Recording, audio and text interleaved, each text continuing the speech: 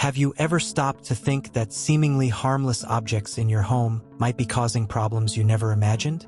The idea sounds absurd, almost impossible to believe, doesn't it?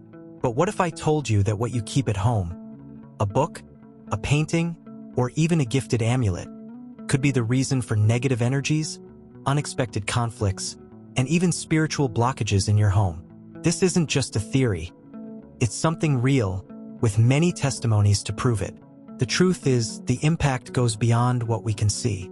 After all, how many times do we ignore subtle signs, like a feeling of heaviness in a room or an inexplicable discomfort when looking at a particular object? You might even be experiencing this right now without realizing it. However, there is a way out. Identifying what is draining your peace and replacing it with something that truly enriches your environment. And the best part? This process isn't as hard as it seems, but it does require attention, discernment, and a few important choices. If you're already feeling curious or even suspicious about what might be hidden in your home, get ready. This guide will open your eyes to something few people talk about, but that can radically transform the atmosphere of your home and your life. Are you ready to discover more? Then, let's begin. Some say the things around us are just inert objects, but is that really the case? The truth is that certain items carry stories, intentions, and energies that can transcend what we see. Imagine a painting that, while seemingly beautiful, contains dark and mystical figures. Something that may seem harmless, but, without realizing it, turns the environment into a magnet for negative energies. It's no exaggeration to say that a home full of objects with mystical symbolism, such as books on invocations or ancient relics, can become vulnerable to harmful spiritual influences.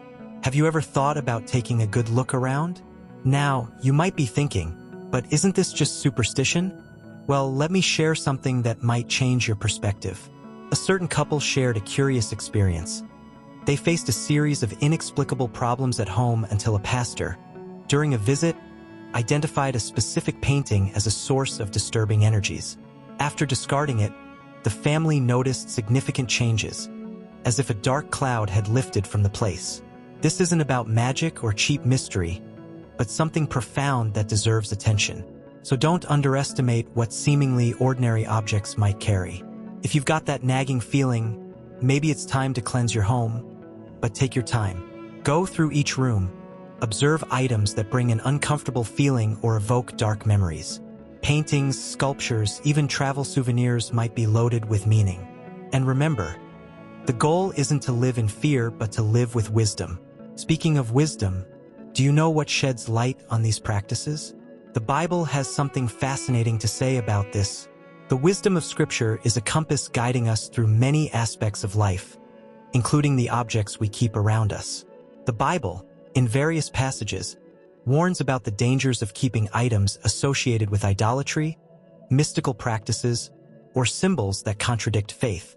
In Acts 19 verse 19, there's an example of Christians who publicly burned books of magic, choosing to prioritize their communion with God over clinging to material possessions. This teaching goes beyond a simple rule. It's about recognizing the spiritual impact of what surrounds us. Think about it. Idolatry doesn't always appear in obvious ways. It can hide in decorative items, inherited objects, or even cultural practices we perpetuate without reflection. By highlighting the dangers of such elements, the Bible doesn't advocate paranoia but discernment. It invites us to question whether what we value aligns with our faith or distances us from it. For instance, someone might keep a sentimental object without realizing it carries spiritual symbolism that affects the environment. It's about being conscious of what surrounds us. If we want to live aligned with spiritual principles, the practice goes beyond reading or rituals. It's a daily exercise of observation and change. When you discover an item that doesn't align with your faith, a practical solution is to pray for discernment. Then, make a courageous decision. Discard what needs to go, even if it has material or emotional value. After all, as the wise say, better a light heart than a house full of hidden burdens. Speaking of lightness, personal testimonies about this are truly surprising. Nothing is more powerful in convincing us than a real testimony, right? One of the most impactful examples involves a young man who, after converting, decided to review everything he kept at home.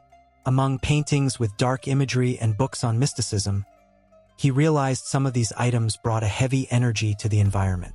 The decision to discard them was like opening a new window in his life. He reported that, in doing so, he felt an unprecedented peace in his home. A simple gesture that brought profound changes. What's interesting is that these lessons often come in unexpected ways. A family faced inexplicable difficulties until, through prayer and discernment, they identified an apparently harmless object, a borrowed book full of invocations. From the moment they returned it, the home transformed. These examples aren't about fear but understanding that some things carry more than physical weight. They carry stories, energies, and sometimes blockages that need to be overcome. Want to bring this into practice? Dedicate a moment to look around, pray for discernment, and reflect on items that no longer fit this new phase of your life. It might be a relic from your teenage years, a gift that always brought strange feelings, or even something you kept out of habit. Remember, letting go of something that doesn't add value opens space for something new. And speaking of signs that can help us identify these issues, have you noticed what's happening around you? Have you ever noticed how nature around us seems to communicate with us? Plants that wither inexplicably, restless animals, or environments that seem to carry an invisible weight can be signs of something deeper. A striking example is that of a dog that fixated on a specific area of the yard, alerting to the presence of something unusual. After prayer, it was discovered that there was a spiritual influence linked to that space. These signs may seem subtle, but when observed attentively, they reveal more than they appear. Interaction with the environment is a thermometer we shouldn't ignore. Imagine a healthy plant that suddenly begins to wither despite consistent care. It may seem like a coincidence, but sometimes it reflects the energies around you. There are stories of people who, upon noticing such changes, investigated their homes and found objects charged with negative symbolism. The lesson here is that our space reflects, in some way, what we carry within it. If you're wondering how to apply this, start by observing the details of your home. How are your pets, your plants, or even the feeling you get when entering a specific room? If something seems off, pray for discernment. A simple step could be reorganizing the space, removing items that bring discomfort. And while doing so, remember, dealing with these issues also involves respecting those who share the space with you. Respect and discernment are like two sides of the same coin when it comes to spiritual matters. It's no use identifying a harmful object and discarding it abruptly, disregarding the impact on others. A classic example is of a man who broke his mother's religious statue without her consent, thinking he was doing the right thing. However, instead of bringing peace, he created conflict and resentment. Actions like these show that even in our pursuit of good, we must act with love and wisdom. That's why, before making any decision, consider the feelings of those around you. Respect doesn't mean accepting something that goes against your values, but rather addressing the situation empathetically. For instance, when identifying a problematic object in a shared home, a conversation might be more effective than an impulsive action. It's about building bridges, not walls. After all, the most profound changes happen when the heart is open, and that's only possible in an atmosphere of understanding. And do you know the secret to balancing respect and action? Spiritual discernment. It helps us see beyond appearances and decide clearly. You can pray, seek guidance from the Bible, and, if necessary, consult someone you trust. Over time, it becomes easier to understand when and how to act.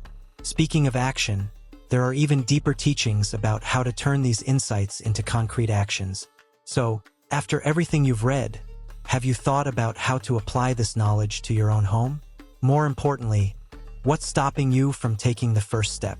Sometimes we insist on keeping certain objects or habits out of attachment or fear of what others might think. But true transformation begins when we take control and let go of what doesn't add value.